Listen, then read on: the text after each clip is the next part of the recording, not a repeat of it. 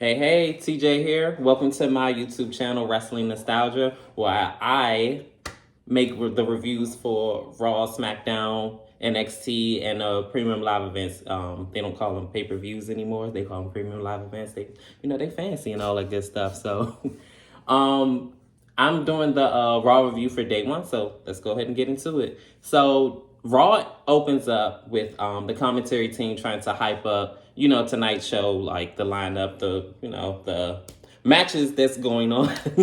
And they trying to get the San Diego crowd hyped up. And mind you, it is in Nia Jax's hometown. So, anywho's, they open it up with Nia Jax and Becky Lynch, and they started off like swinging, like I think Nia Jax pushed her or something like that, or vice versa, and then they just went on from there. And then is it me or did they kind of go to commercial break kind of early? Because I was like, God damn, they had a little exchange and stuff like that, and then all of a sudden I think Becky did like a drop kick, like while Nia was outside of the ring or something like that, and then they just went to commercial break. I was like, God damn, like.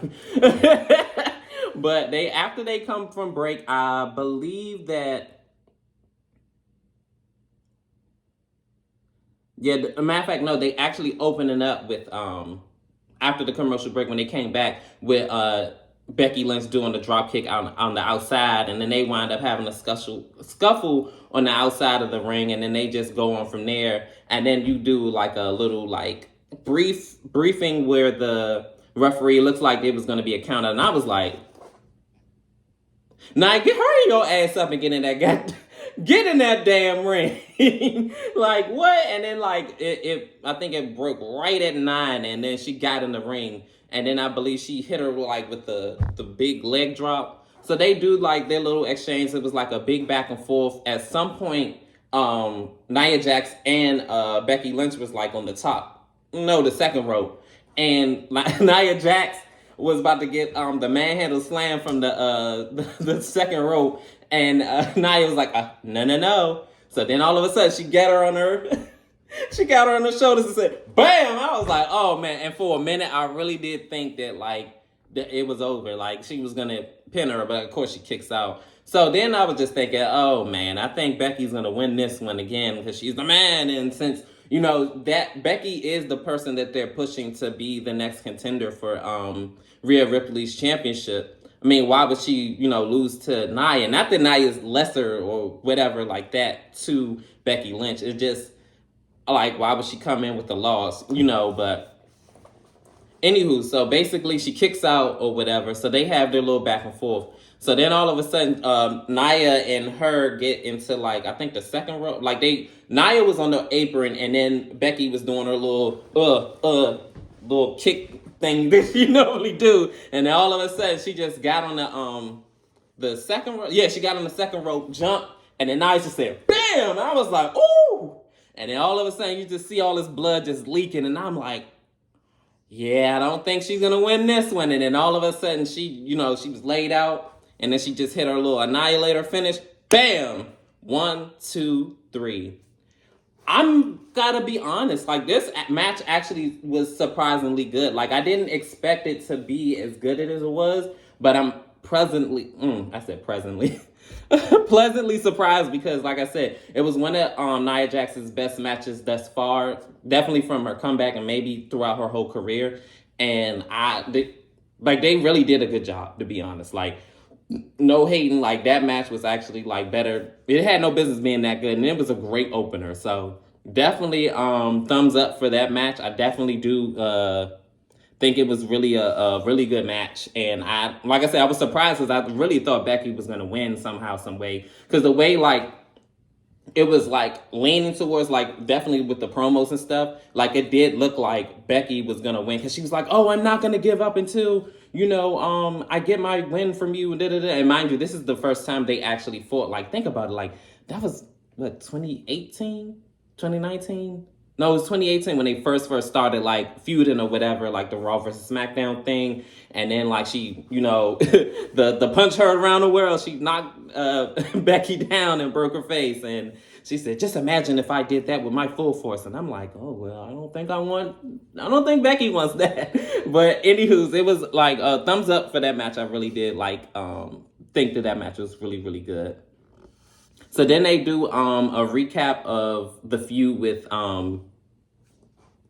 Cody Rhodes and Shinsuke, and I guess they're gonna fight next week. So basically, Cody's in the ring and he cuts a promo talking about his future and finishing his story and things like that. And then Shinsuke comes out not comes out, but he was on the Titantron or whatever you want to call it, and saying that basically he's gonna finish Cody's story for him. So they're gonna fight next week on Raw for I guess their blood feud match. So so then after that we go Kofi Kingston and Jey Uso versus Imperium. And this match, I'm gonna be honest, I didn't really care for it too much. Not because I don't like the because they all are like really good like competitors and stuff like that, but I think because at the ending, I'm gonna just skip to it. Like I forgot which one of the members of Imperium, but basically they got injured like right midway in the match, where I don't even think did Jey Uso even get a tag in? I don't even remember if he even tagged in or not, but like you could tell like visibly like Jey Uso was like, what's going on? And then all of a sudden like it's like, no, as soon as when they do this or whatever, like that's it, like the match is over. Like they just say, hey, that's a wrap.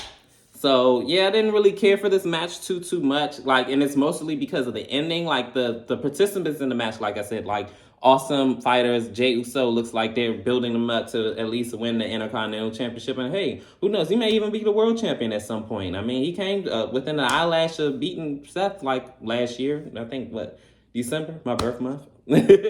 But yeah, this match was yeah. Sorry, I didn't really care for it. Oh my goodness. This next segment, so the Miz introduced the Judgment Day, and then they better give that man a lot of money for this, because he came out, and I'm not even really laughing so much at this segment. R-Truth, he comes out. Because, of course, he's not officially a part of the freaking Judgment Day. So they, getting their kicks and giggles in and all that other good stuff. So, he's basically saying that he's official member of the Judgment Day and this, that, and the third. So then the real members of the Judgment Day come out and they're saying that you're not official. And he was like, well, I beat you and you're not really in it either. And mind you, it wasn't really an official, like, he got to leave what's that name? Oh, JD. Him and JD and R-Truth was going back and forth. And then all of a sudden, I forgot that R-Truth and R-Truth and The Miz was a tag team. So now they formed a tag team tonight for a match against the Judgment Day, which is Dominic Mysterio and JD McDonough. And it was just so funny because, like, of course, like, Dominic Mysterio has like this thing where like every time he talks, boo, boo, and then it's just like, I'm trying to talk here, and it's like, and then he even try to go through all his lines without like a hitch, but it's like, they don't like you nowhere. So then the funniest part is when in the match where like they what's his name? The Miz tries to do like a tag or whatever. Not the Miz, JD McDonough, or was it Dominic? I forgot. It was one of them. And then like the Miz's partners on the side of the Judgment Day. Like, you're in a tag team match against the Judgment Day. They're not your tag team partners. What are you doing? So in the end of the match, like JD are like, oh, so since you want to be a part of Judgment Day, go ahead and hit your tag team partner. So he moves out the way as he goes to R-Truth goes to like forearm him and or whatever, and then all of a sudden he moves out the way, and then bam, he just knocks him down, and then he hit the skull-crushing finale, and this is probably the first win of the new year. Yeah, the first win of his the new year for The Miz and R-Truth. And this match was actually pretty funny, but yeah, I liked it though. So this next match though, I gotta give it its 10s across the boards. Nia Jax, oh my goodness, I said Nia Jax. Ivy Nile and of course the reigning World Women's Champion Rhea Ripley. They tore the house down. Like that match had no business being like that good, like for real, because I didn't expect Ivy to like, because I'm not like used to Ivy now, for real. Like this is like my first time seeing her in a one-on-one match, and I'm not really privy to her like in NXT. But when I seen her fight Rhea, like she really took Rhea to the limit. They had like a lot of back and forth, like a lot of chain wrestling. Like she was doing her little power thing. She was giving Rhea like the business, like to be honest. Like I was not expecting her to like give her like a match like that. And then like the ending where like she like I guess did the crossbody and then Rhea just headbutted her and then hit her riptide. Bam! 1, 2, 3.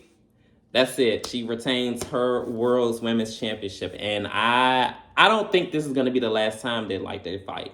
Like it was like a drop kicks. It was a bunch of power moves. It like that match was definitely top tier, and I definitely think that this is not gonna be the last time they fight. But I definitely see like down the line like a Judgment Day versus oh my goodness, I do not remember her team members' names. Oh my goodness. But I definitely see them, because I don't want to call them, okay, I'm going to just go ahead and leave that. So anyways, like I do definitely see their factions going against each other, like down the line, definitely. That, like they had a stellar match. So this next segment, they trolled us. Okay, they trolled us. It was Jinder Mahal and because they promoted like, oh, the world champion, a former WWE champion is gonna come out and to the audience and whatever, or he's returning. So it was Jinder Mahal.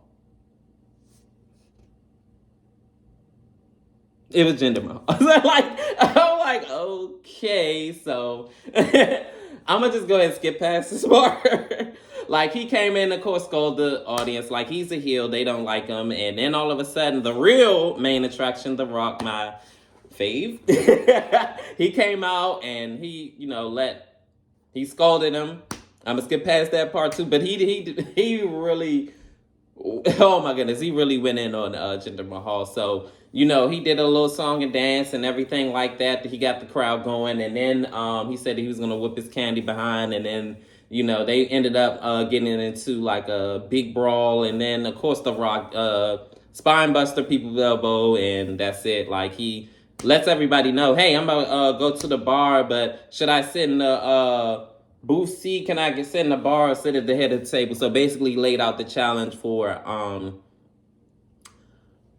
Roman Reigns. He laid out the challenge for Roman Reigns for whatever pay-per-view event. It's kind of like left up in the air, like if it's gonna be. It's been saying it been talks that it was gonna be at the WrestleMania, it was gonna be at Elimination Chamber. So we just gotta wait and see when exactly The Rock and Roman is gonna happen. But I actually am interested in seeing like how that's gonna play out. So the next match is Tegan Knox and Natalya versus Zoey Stark and Shayna Baszler. Oh my goodness. I love Shayna so much. I really do.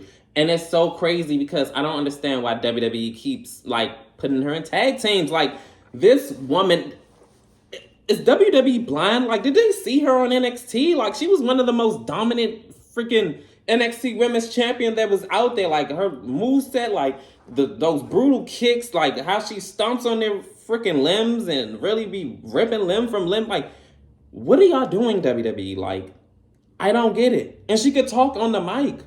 People really believe and buy her as a future world champion. Push her like that. Like, and don't get me wrong. And Zoey is really good too, but I just don't understand what are they doing with them. And I guess it's like, oh, well, at least they're on TV. So, I mean, maybe I don't know what the long game is or what's going to happen like down the line, but I just hope they don't just waste her and then just for years and years do this thing where like this stop, start, push thing and it just goes nowhere. But the match was there. Like, I'm going to be honest. You could blink and then it was just done. Like, it was nothing to me that stood out. Like, they had a decent match. To be honest, this could have been left in WWE Dark or like a what's that? WWE main event. They could have did that and I would have been fine. Like, I would have never like missed it. Yeah. So then the main event. The main event. Y'all know this. Y'all know Raw is like 3 hours, so Raw is like 3 hours. Sometimes, like, so if I didn't get like every segment that was like going on and stuff like that, because Raw is 3 hours, if it didn't stick out to me, I'm not gonna like, just to let y'all know, like, oh, you missed this and that. Hey, if it didn't stick out, I skipped it. So I'm sorry. But anyway, like, it's the main event. It is Drew McIntyre versus Seth. They actually did have a really, really, really good match. This match was actually better than the match at the last pay-per-view event, premium live event that they had. Why can't I get that out of my mind? Crown Jewel. I don't know why that slipped my mind. But Crown Jewel, they had a really, really, really good match. Like, bar none. Like, I really do like this match. And I even love the ending. But before I get there, they had like a great back and forth.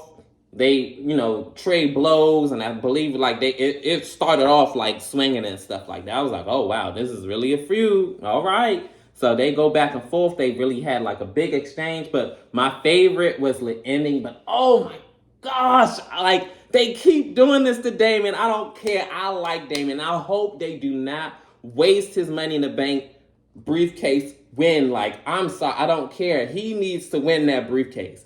I hope, because they're kind of leaning more towards like it's going to be a failed cash-in, but I hope that it doesn't, because like I really do love Damon. Like, he really been doing his thing. He been really putting on really good, like, barn burners of matches. Like, Backlash, him, and Bad Bunny, they really did have a really, really, really good match. Like, for real. Like, Bad Bunny has no business being that damn good. Like, it's crazy to me. And for him to do all that work and, like, climb up the ladder and really, like, carrying Judgment Day and doing this whole tease where they, like, gonna break up and stuff like that, I really do feel like he should be world champ. Even if it's only a month or 2 months, 3 months.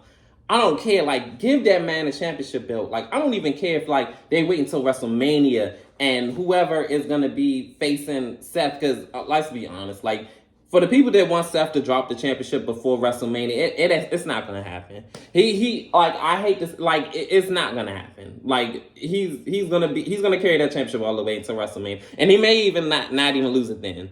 They may have Damian have a failed cash-in, unfortunately. Spoiler. But anyways, like, Judgment Day comes out, a.k.a. Dominic and Damian comes out. So they're about to go ahead and cash in. Of course, it's another failed cash-in.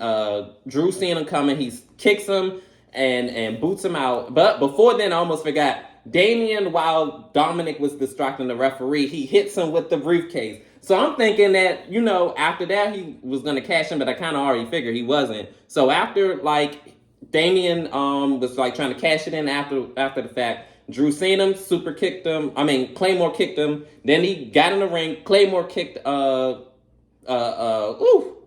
Seth in the ring. So 1, 2, and then he had his foot on the rope. I was like, yeah, you're not going to win this one, Drew. Like, sorry. So anyways, he, failed cash in. He didn't win. So, sorry. Spoiler. Drew didn't win the world championship. So, after, the foot on the rope, he tried to do the Claymore kicking again. He missed. I believe Seth hit the pedigree and then the curve stomp, and still your world champion. This Day 1 WWE event actually was really, really good. Outside of certain matches and segments that could have been left off, I do believe that this match, this card was actually like a really, really, really stellar card. A+ matches for Rhea Ripley and Ivy Nile. They really like did their thing. Like their match was probably bar none the best match that was on the card. And of course Drew McIntyre and Seth and the false cash in with Damian Priest and Dom coming out, like definitely stood out the most to me. Oh, and of course honorable mention for Nia Jax and Becky, the openers. Like those matches stood out the most to me. Like I'm really like excited for this next week for Raw. Actually, like it did its big one to do this thing. I definitely give I gotta say a B+ for the overall show. Like I definitely do think that this show was like a really stellar show, to be honest. And definitely a way to start off the new year, mind you.